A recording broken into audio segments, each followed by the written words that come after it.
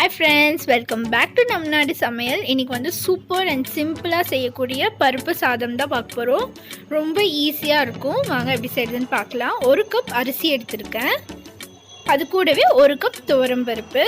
இதை வந்து 3-4 டைம்ஸ் நல்லா வாஷ் பண்ணிக்கோங்க.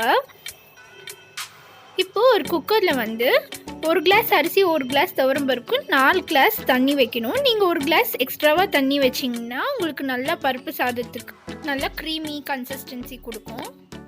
இப்போ அரிசியெல்லாம் சேர்த்திட்டு அப்புறமா 1/4 டீஸ்பூன் மஞ்சள் சேர்த்திக்கோங்க, 1 டீஸ்பூன் உப்பு. இதெல்லாத்தையும் நல்லா மிக்ஸ் பண்ணிவிட்டு ஒரு 5லேருந்து 6 விசில் விட்டுக்கோங்க.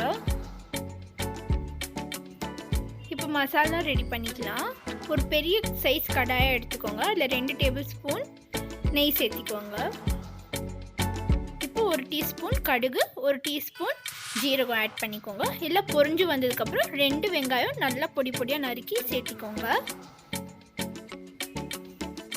வெங்காயம் நல்லா கோல்டன் கலர் ஆகுற வரைக்கும் நல்லா வதக்கிக்கோங்க. இப்போ ஒரு 10 கருவேப்பிலையை நல்லா பொடி பொடியாக நறுக்கி ஆட் பண்ணிக்கோங்க. 8 பல்லு பூண்டு அதே மாதிரி பொடி பொடியாக நறுக்கிக்கோங்க. 3 பச்சை மிளகாய் சேர்த்திக்கோங்க.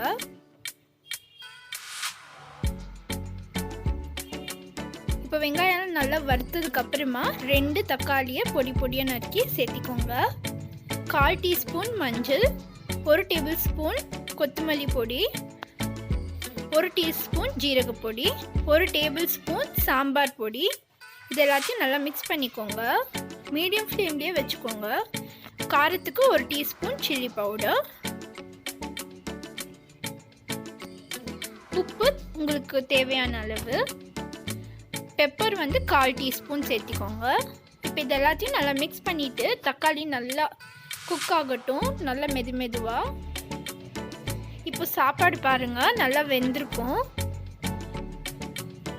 இப்போ உங்களுக்கு க்ரீமியான கன்சிஸ்டன்சி வேணும்னா 2 கப் தண்ணி சேர்த்திக்கோங்க. இல்லை அப்படின்னா 1 கப் தண்ணி சேர்த்திக்கிட்டு நல்லா மிக்ஸ் பண்ணி இப்போ இதை மசாலாவில் ஆட் பண்ணிக்கோங்க. மசாலாலாம் நல்லா கலந்து வர மாதிரி எல்லாத்தையும் சேர்த்து மிக்ஸ் பண்ணிக்கோங்க.